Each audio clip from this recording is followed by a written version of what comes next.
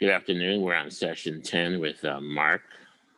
Retire into the stock market. Welcome, Mark. How are you? How's everything? I'm doing pretty good. Good, good.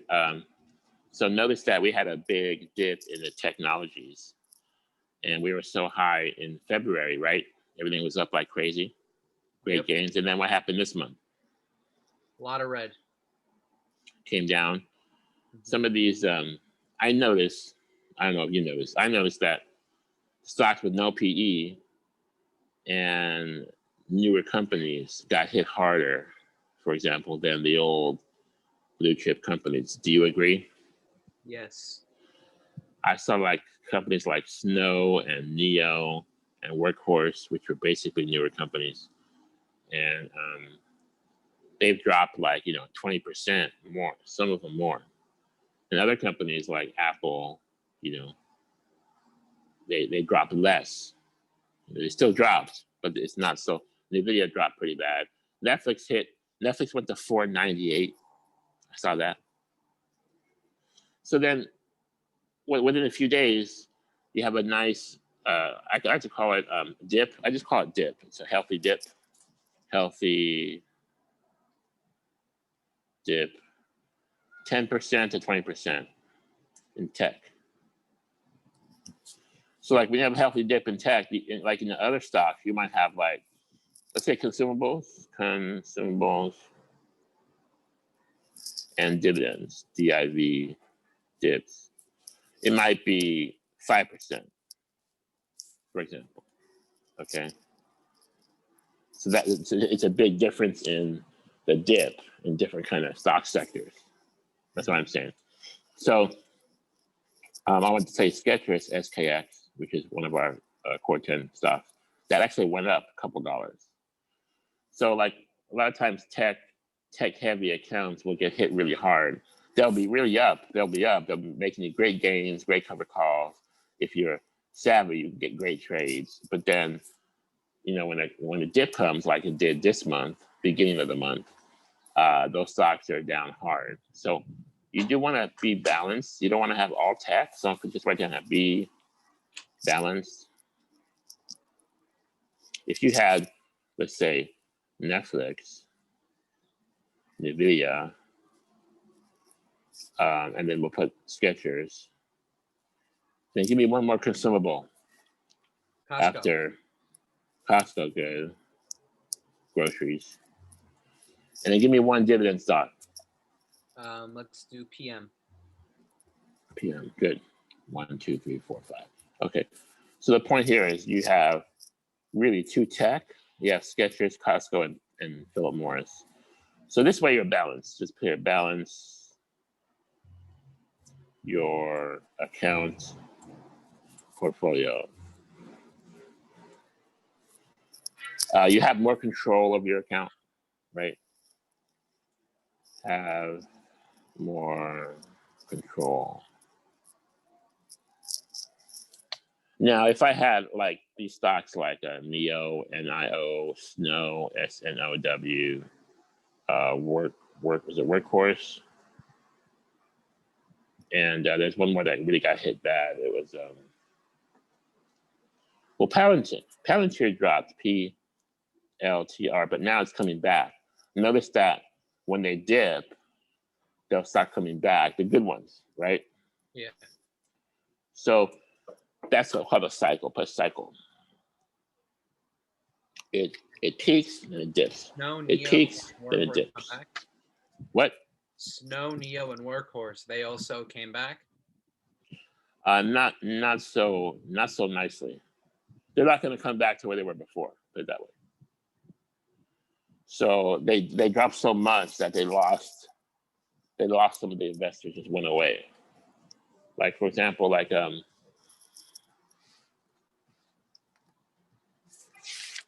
I do some homework. Snow dropped 71 points down to 227. You hear me? Yeah, they were down 71 points. This is from the last month. I'm just going back a monthly change. Palantir dropped 11 points to 24.75. Neo dropped 19 points to 41 we were doing some percentages, right? If it dropped 19 points to 41, that means it was how much before last month? So they dropped 19 points, you said? Yeah, and they were at 41. So what were they last month? They were at 41, they dropped 19, so they were at 59. 60. 60, yeah. So that's a huge drop. And that if you have that, like let's say a big part of your account just lost a third. 60, 40, 20. 60 to 40 is a third, 40 to 20 is a third, 20 to 1 is a third, right? So you lost a third right there. So that stock, NEO's not going to come back, not right away. You notice that Apple's creeping up, Netflix has gone up. I sent you a picture of some stocks. Chipotle went down to 1,300. High, now it's going back to 1,500 almost. Yeah. Netflix went down to 498, and now I think it's I have it here, 523. So within a few days, the good stocks, blue chips, Netflix, are coming back nicely. That's my point. And these other stocks, NEO, you can't put too much money on them. You maybe a small position because they're high risk, right? Starbucks also dipped to 102, and now I saw it at was it 108? I saw it. So Starbucks dipped and came back. Yeah, they're at 108. Can you look last week and see can you look at the low last week? On Starbucks? Yeah, I can touch my app and it'll turn blue and it'll show me the exact price. 102.95. Right, so that's a trade. You buy Starbucks at the dip 102, sell at 108. See? Mm-hmm. 6 points, 6 points right there. So the markets will go in cycles. The cycles will throw off the novice investor. Cycles will throw off the novice investor. Why? Because they're down 20 or 30%. Accounts down 20% to 30%. Because they bought NEO and it went up and they're like, oh, I'm so happy. And then it went down and they're like, oh my God. And here, that's number one. Number two, cycles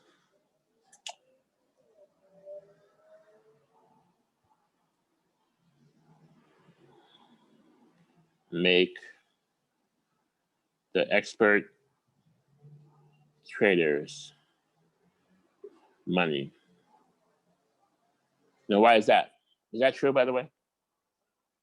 That cycles make the expert traders money? I mean, yes. Good. Or it could just protect them from not losing as much money. Yes. Now, give me an example. So if it's the novices just held NEO, it went up 30%, went down 30%. Now, what did the expert traders do? Why did it go down? Why did this tech go down anyways? Say that one more time. Why did the tech stocks go down? Why did they physically go down? What was the physical reason? Physical reason why the tech stocks didn't go down? I'm not sure. Let me help you out. You're thinking about it too much. Because they started selling shares.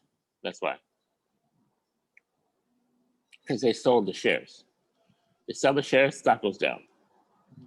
Buy the shares, stock goes up. Fair enough? Yeah. If I want to sell NEO at 60, which it went up to, then the person that has an order to buy at 60, that takes out that order. And then let's say I have a big amount, and then another person selling at 59. So I take out that order. 58, I take out that order. So when I sell, I bring the price down physically. Does that make sense? Yeah.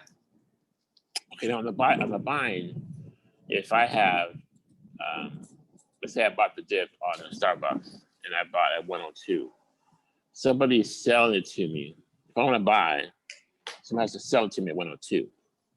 So let's say that person has 1,000 shares to sell me. So I buy 102. Boom. Guess what? I have to look for the next person. I bought all the shares at 102 I can. Now I have to look for the next person. I'm gonna buy more. Next person wants to sell me his shares at 103. So I buy those. Boom, done. Listen to what I'm saying. This is how stocks go up and down. Now there's no more shares at 102, 103. The price has to move up to 103, 104. Someone wants to sell 104. I buy those 104. So my price is between 102 to 104. Let's say average 103.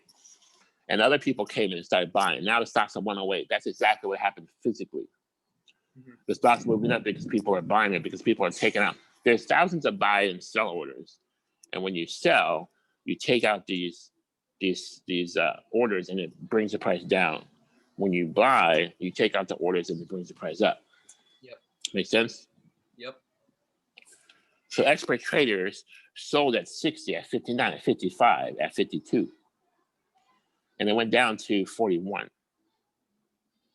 Yes, it did start coming up, but if it loses, go ahead. They sold high and bought low. Say it again?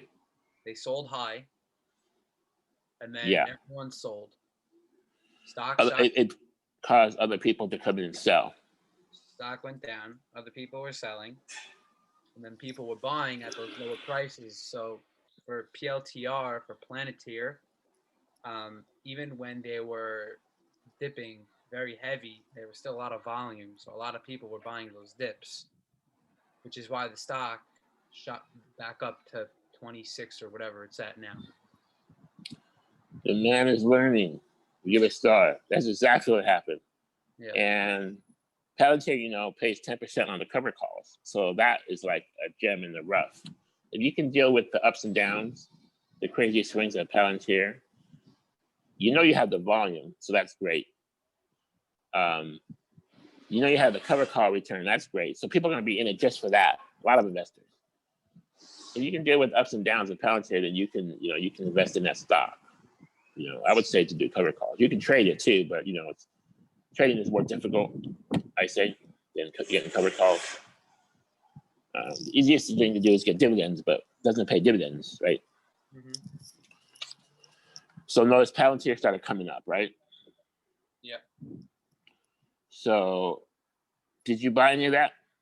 At Palantir, I didn't. I owned at 27 and I didn't buy on the dip, but I was looking at it and did you sell it? No, I didn't sell. I held. So you do have some. Yeah, I have a couple shares at 27 and I just held throughout.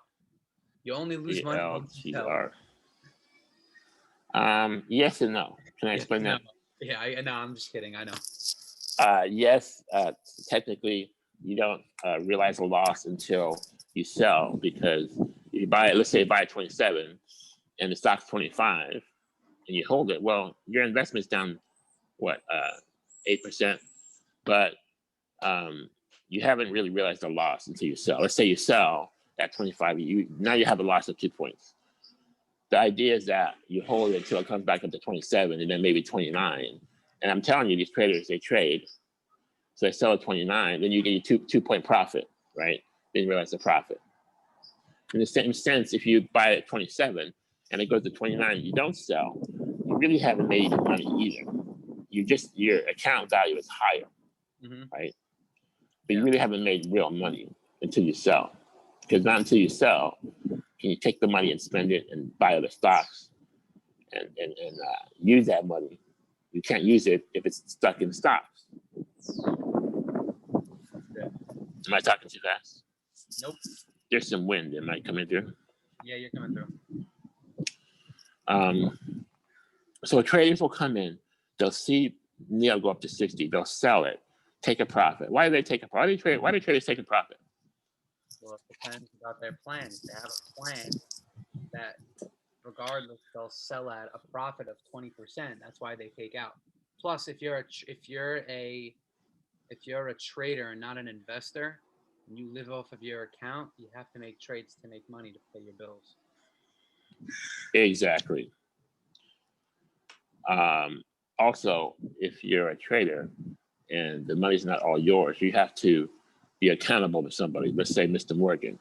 He wants your portfolio on his desk on Monday. He doesn't really care that much what stocks you're in. He just wants to have profit. So when Neo swings up, you better sell to get that profit.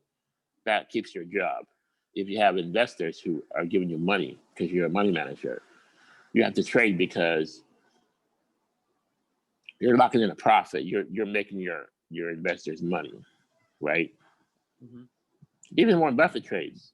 He sold some of his banking stock and some of his airline stocks, right? Yeah. So even when people say, "Oh, Warren Buffett doesn't trade," he does trade. Warren Buffett writes cover calls on Coca-Cola. Also, write that down. Warren Buffett does cover calls on Coca-Cola and he trades. Because why? Because he can't lose money. You know, he can make mistakes. Hey, I bought too many bank stocks. I bought too many Wells Fargo. I bought too many airline stocks. Airline stocks aren't really coming back just yet. Maybe in a few years. I don't like airline stocks because they were doing bad before the pandemic, and now, right?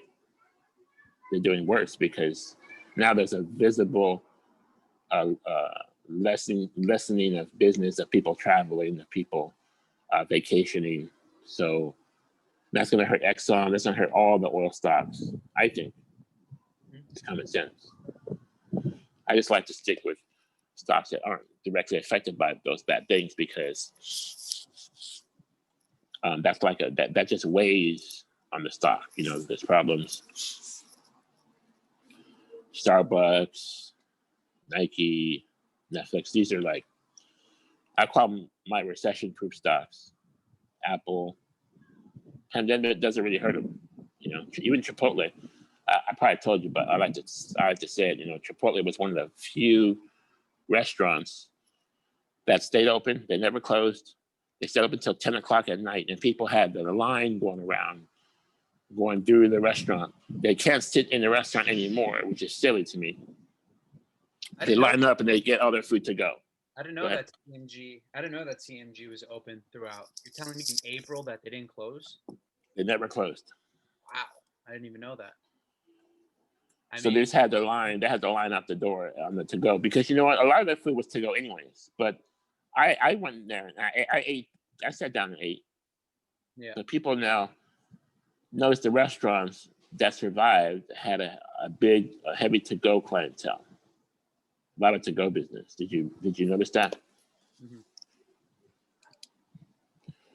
Other ones closed down. They didn't make it. And they couldn't make it. They probably had. They couldn't make it because they were paying rent. Yeah, high fixed cost, and they couldn't even sell. Hey man, no one can sit down by law. You know, what kind of business is that? Yeah. So I think the restaurants got hit hard, but some of them that had heavy to go that were able to transition did great. Starbucks, you know, the line was around the block in some of the Starbucks before the pandemic. And when the pandemic hit, they closed the inside, but they had the drive-through. They had the drive-throughs. That was like it was the best and luckiest move that Starbucks actually did. Like, I don't know, it wasn't more than 5 or 7 years ago when they had their first Starbucks drive-through. Do you know that? It's the smartest thing. It's almost too smart. You know, how did that work? Because yes. Didn't Starbucks shut down a couple years ago? No, but they do close stores on occasion. So some stores will close and you'll see them, then they'll be gone. I'm saying like years ago. I remember. No, not to my knowledge. I've been in Starbucks for a long time and I've never heard of them closing. But what'll happen is you'll see a Starbucks in the corner, you know, business going great, and then they'll just be gone next 3 months because they close stores. They do demographics and they say, well, we have more interest in this city, in this corner, and we're gonna close this one. This one's slower. This one maybe loses money. This one makes money. So they'll close stores, reopen stores all the time. But they never shut down as far as the whole company, no. Yeah, obviously. I remember that there was a time where there was like a pause a couple years ago. I don't know. I'm thinking crazy. I don't have my facts straight. Starbucks had another crazy lucky invention. These Starbucks cards, Mm-hmm. and it wasn't a card really. It ended up being your account, your Starbucks app, where you can put money on your account. So they figured out there was like $100 million on the Starbucks cards after so long. That's not in use. They're using it, people are using it, but they keep refilling it. And the Starbucks is growing more customers. So now you have $100 million on the Starbucks cards. That's the average of money on there that is not being used. People, what happens is people will put $10 on it, $20 on it, right? They'll buy a gift card for $50. So the company adds up all these cards that the money is there, the money is able to use by the customers, but there's an average balance on those cards. So all that money is in Starbucks' account. Can you believe it? And as far as I know, no one's ever got a return where it says, hey, I want to exchange my Starbucks card for cash. You can't do that. You have to buy stuff. So either that money's going to stay in their account. Let's say they lose the card or they lose their account, or they're going to use it and they're going to buy Starbucks stuff. So it's like a win-win.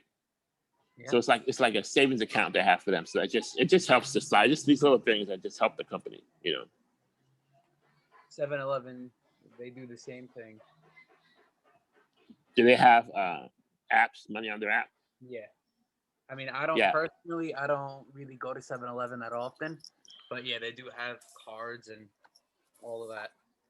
I'm going to say that Starbucks is bigger than 7-Eleven, but I don't know by how much. Mm-hmm. Okay, so what are we talking about? Cycle. So long-term investors, for the most part, they just go through the cycles. If they're smart, they can buy more when it dips, and they can maybe sell some when it peaks. But for the most part, they're going to just hold their shares through. They don't know when to sell. They don't really trade. And they feel it when you get a dip, they get hurt, and when they get a correction. When you get a correction, they get hurt. But with traders, if you're a good trader, if you're savvy, if you are skilled, you can see that went to 60. These other tech stocks went up so much. They have a fixed point. They have to make profit, like you said. They have to pay their bills. So they're going to sell when it goes up 7%, 20, 15%, 20%. They're going to sell at some point. Market comes down. We have a big dip. And what do? Starbucks. We know Starbucks went to 102 from 108. We know that Netflix went to 498 from 557 within 1 month. So they sell at 108. Starbucks, they buy back to 102. And what happened? It went back to 108. Just like that. Netflix went to 557. They sold, it went down to 498. And they bought it at the dip. And now it's back up to 523. Right behind me. Yeah. Cycles. Expert traders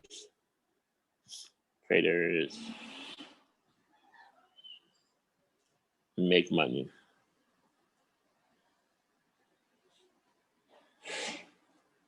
Novice investors are thrown off. Imagine if you're a novice investor and you're new to the market and you buy these stocks, even if you bought Starbucks and Netflix at 108 and 557 last month, and then they went down to 102 and 498, and you said, oh, I'm not going to lose any money. I can't lose money. I'm going to sell. And then it started going back up. How would you feel? I feel very stupid. But again, novice. This happens in corrections and crashes. Here, I have a one sentence for you.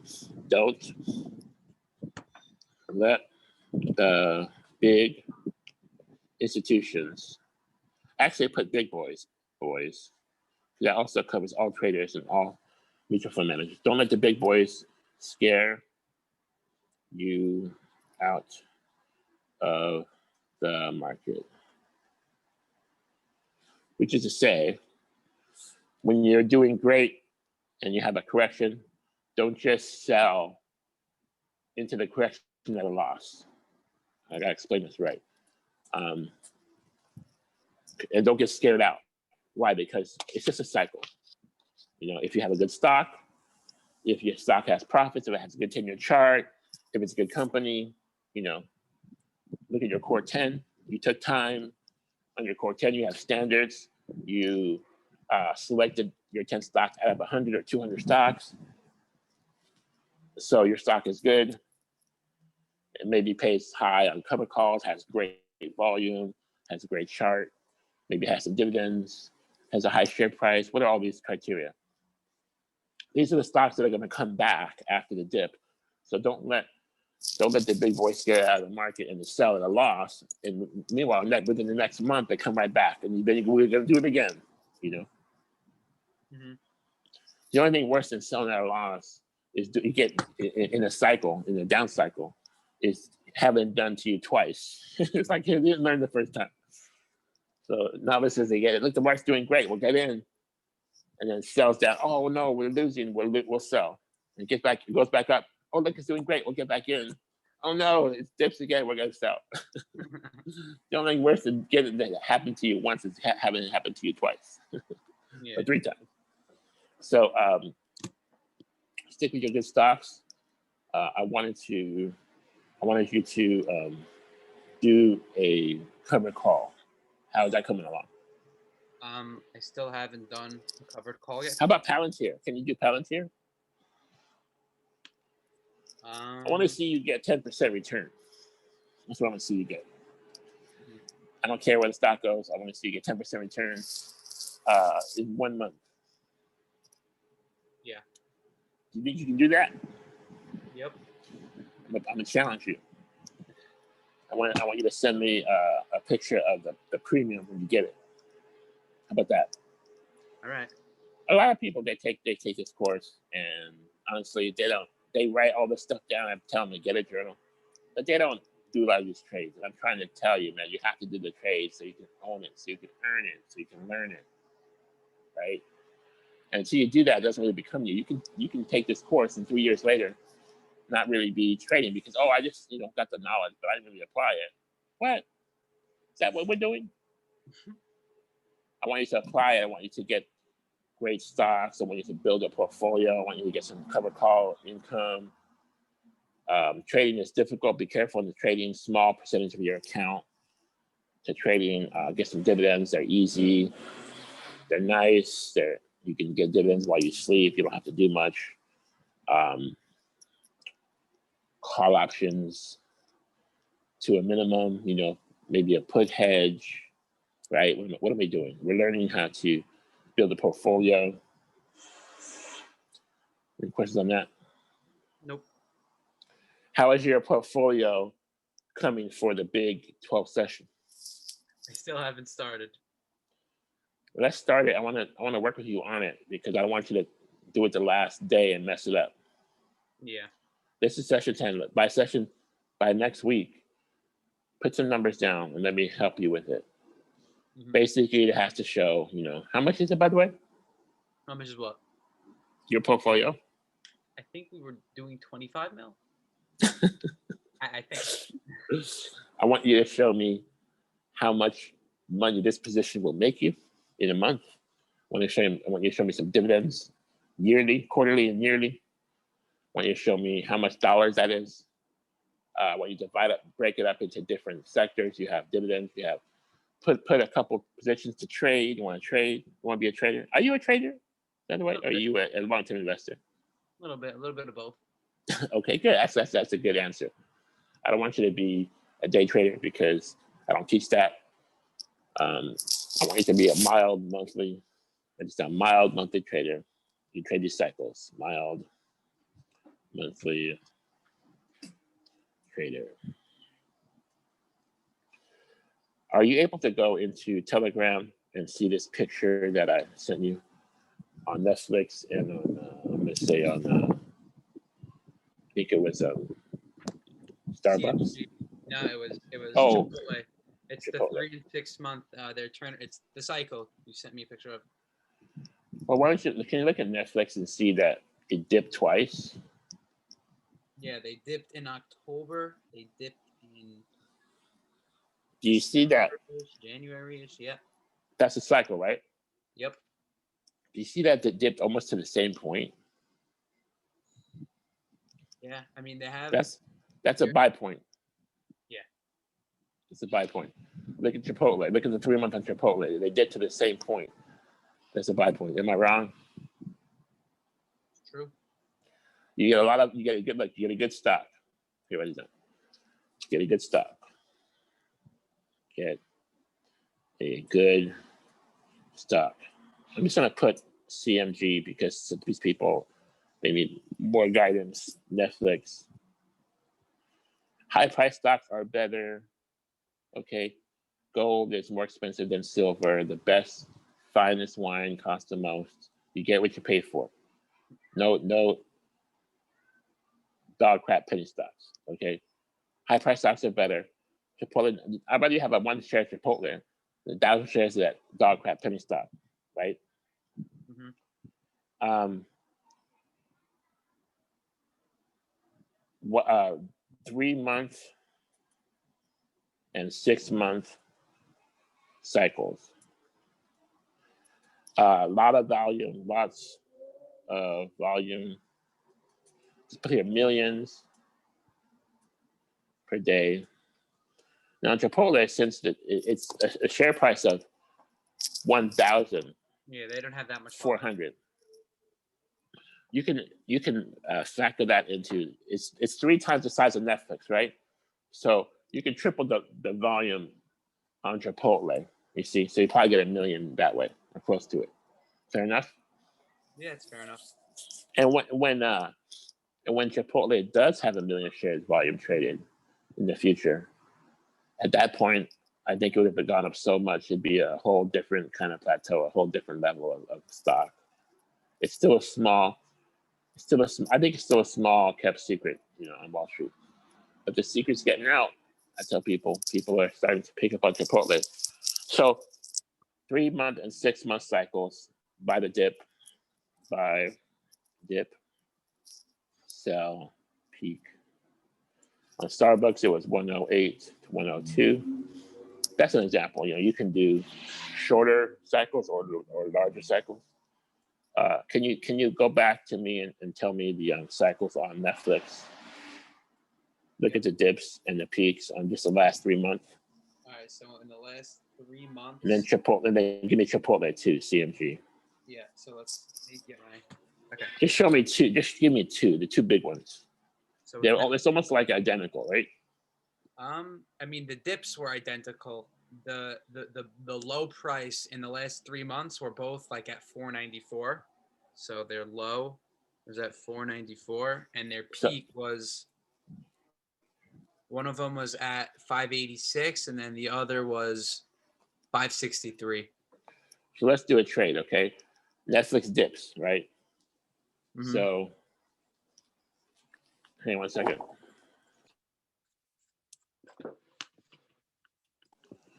Netflix dips. Give me a buy point. We're not gonna buy at the very bottom because it's hard to pick the very bottom. But let's say higher up. Let me do a trade. So let's go to mid-October. Let's start from the beginning of October. You can buy it at about, let's say, 515. Perfect. And then give me a sell, not the peak, but up there. Nice return. Let me write this down. 515 buy. And then we could sell it at 530. 15. Well, we can get more than 15 points on Netflix.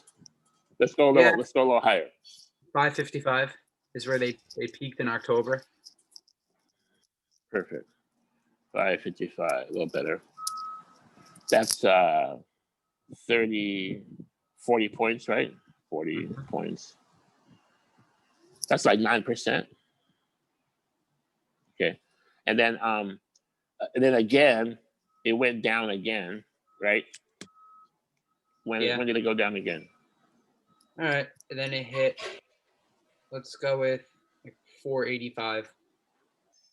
Okay, and then give me a buy point, maybe a little higher than that.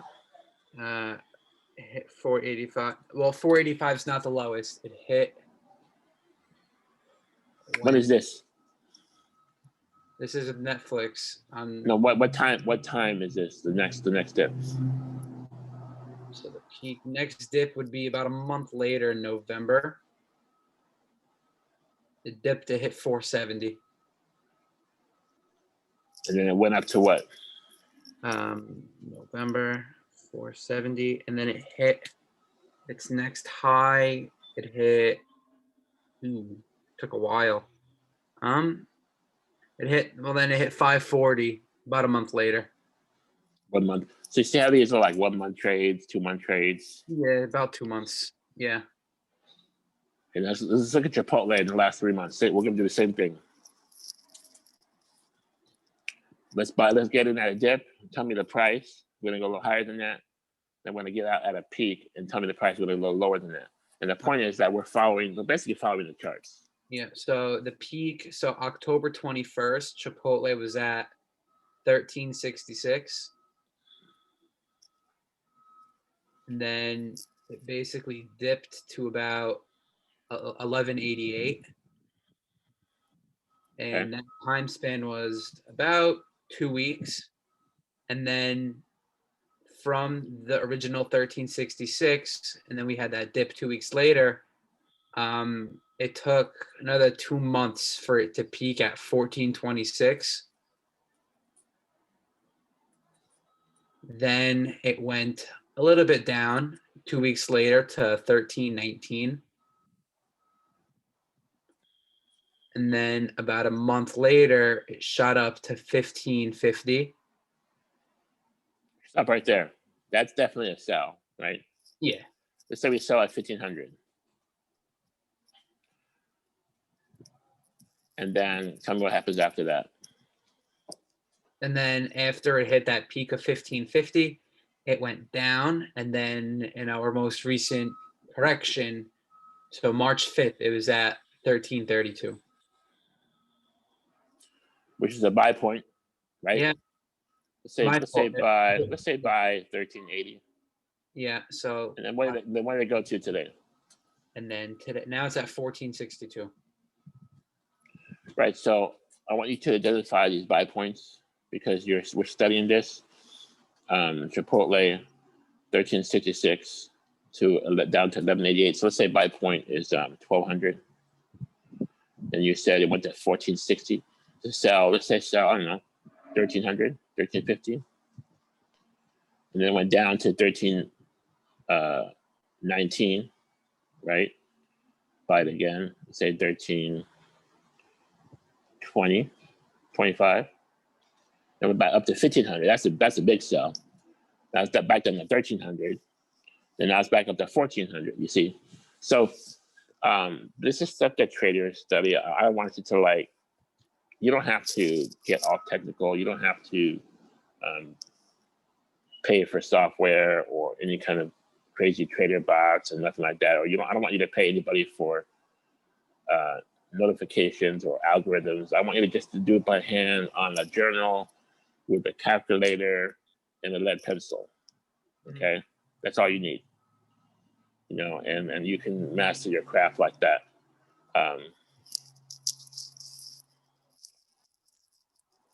Any questions on that? Nope. Yeah, we want to talk about anything before we wrap up?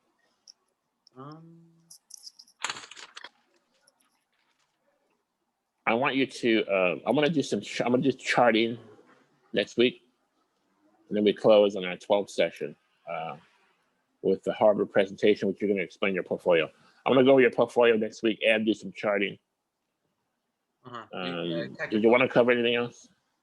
I mean, you tell me. We learned pretty much over the course of the last 10 weeks how to be a safe investor. Do you have any risky type of plays maybe that we can get into? Yeah, let's do call options next week. Gonna do charting, call options,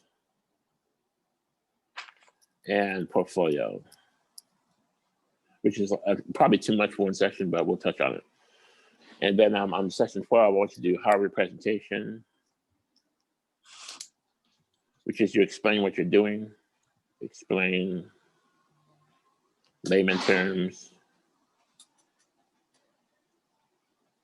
and then then deliver the portfolio. Mm-hmm. Like example on the call options, like what call options is more valuable? Going out to next month or going out to October? Which one has more value? I'm gonna check right. No, don't do that. Obviously, Look at, October has more value because it has longer lifespan. Yeah. Right? There's more chance it can go up. If you buy a call option for, they call it a leap, which it goes out to next year, 2022. That leap has more value than your October, doesn't it? Mm-hmm. And they have options for 2023 now. So it's like you're leaping out 2 years, right? Yeah. And that call option has more value than your 2022 leap. The 2023 leap has more value, right? Yeah.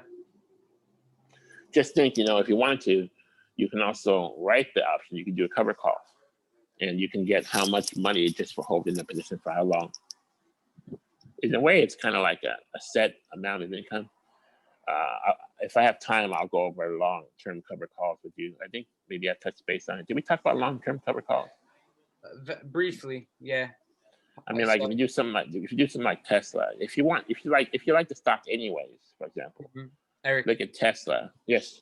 So the January 20th, 2023 Apple call, their 125 call, it only costs it's 2160. So a contract is worth about $2,000.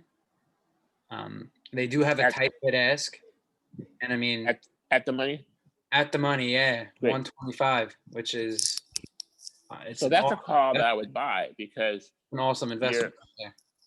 You're gonna have so much plenty of time. Yeah, plenty of time for stock to go up, right? Yeah. Now look at this. Now pull up. I don't want to pull up pounds here because that's just too much. Pull up Tesla. Let's go to 23. Tesla trade options, January of 2023. At the money. Yeah, at the money, it's 27,000 for a contract. Wait, slow down. Wait, what does that mean?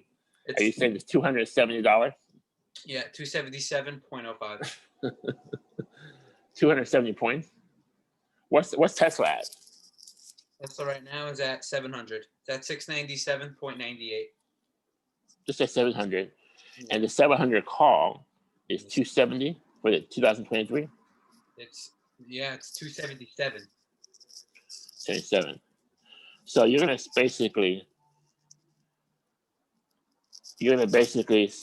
spend $27,000, which is it's like 1/3 of the Tesla stock, right?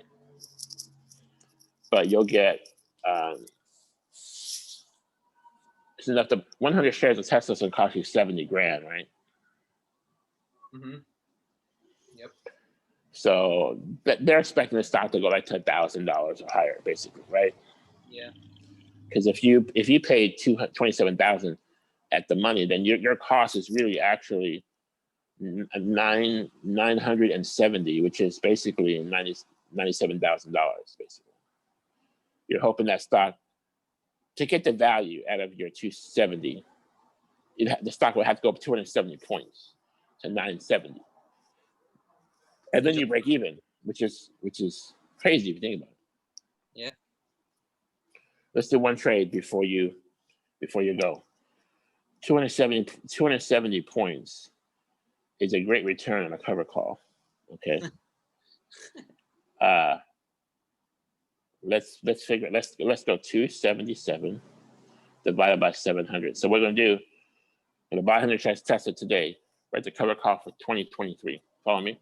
Yep. So we go 277 divided by 700. What's the return? So we're going 277.03 divided by 700. 0.395. So let's put it at about 0.40. It's 39%.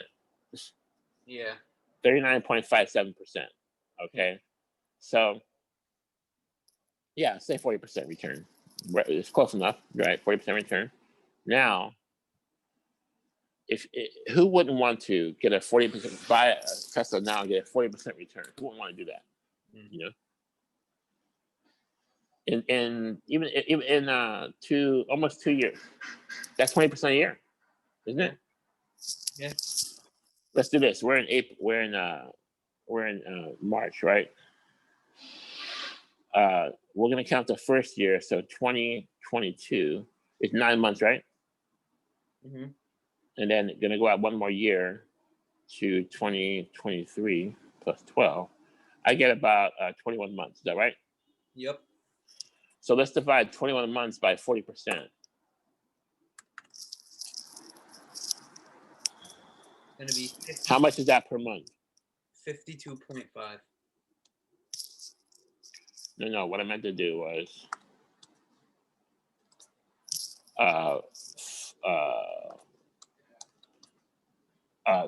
you gotta go 21 It's 8.4. divided by 40. Oh, divide. You gotta go 21 divided by 40. That's what you gotta do, because we're figuring out how much percent return you get per month for 21 months. 0.52. 5.25. I got 5.25%. 5.25%. You're making 5.25% per month return.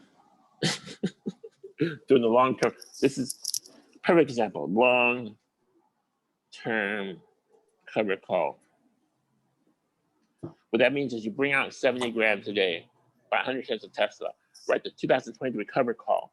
You're gonna get back 277, which is $270,000.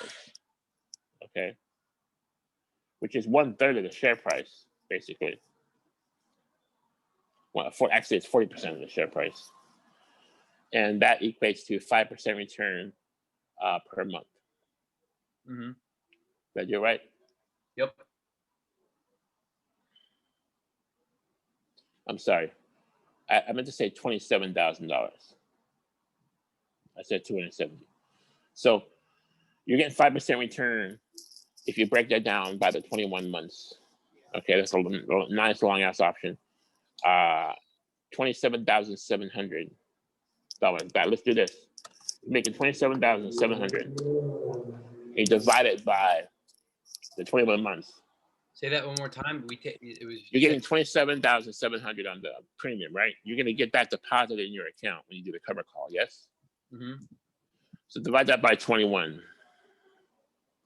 That's 1,319 per month. 1,319 per month. Nice little income. Yeah. Who wouldn't want that? But not only that, but you have all the cash in hand basically when you get the cover call. They put that money into your account. You still have the position. You have to keep that position there. Mm-hmm. But it basically equates to 40% return on the whole, 5% return on the month, $1,300 per month, $27,700 for the 21 months. Now that probably will, I think, secure your job. I think. What do you think? Yeah. The only thing we have to worry about is the Tesla crashing down, but it's 700 points now. We just have to worry about it crashing down to 600, 500, 400. Then we might have to close the position, take a loss. But if Tesla maintains, then we're good. Yeah. Okay, let's wrap up with that. Thank you. Any more questions? Nope. See you next week. Take care, Eric. All right.